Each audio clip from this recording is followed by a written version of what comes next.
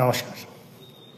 যে কোনো কাজ আমরা যদি খুব ছোট ছোট স্পেলে ভাগ করে নিই তাহলে আমাদের কাজটা অত্যন্ত সোজা হয়।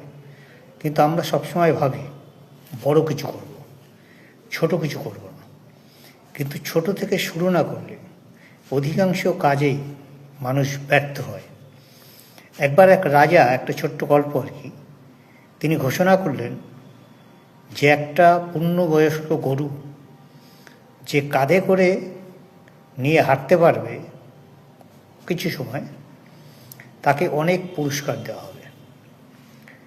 অনেক পালোয়ান এলেন, তারা চেষ্টা করলেন, কিন্তু কেউ পারলেন না। একটা ছেলে এসে চেষ্টা করলো না, সে বলল, রাজামশাই, এই কাজটা আমি পারবো, কিন্তু 2 বছর পরে।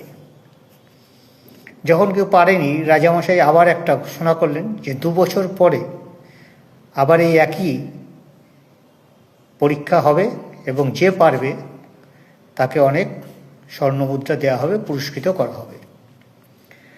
2 বছর পরে যে ছেলেটি বলেছিল বা 2 বছর সময় চেয়ে নিয়েছিল, সে কিন্তু কাজটা করতে সক্ষম হলো। তখন রাজা তাকে জিজ্ঞেস করলো যে তুমি কি করে পারলে, তুমি তখন পারলে না কেন?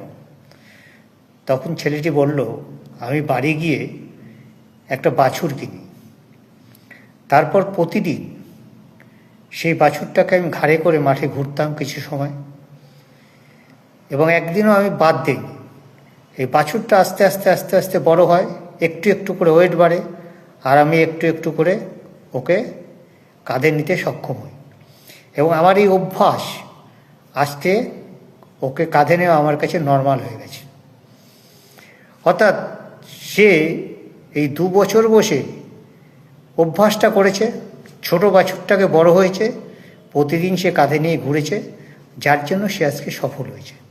ঠিক আমাদের জীবনেও আমরা যদি কোনো কাজকে ছোট ছোট স্পেলে ভাগ করে নিই তাহলে আমরা কিন্তু সেই কাজটাকে খুব সহজেই করতে পারি।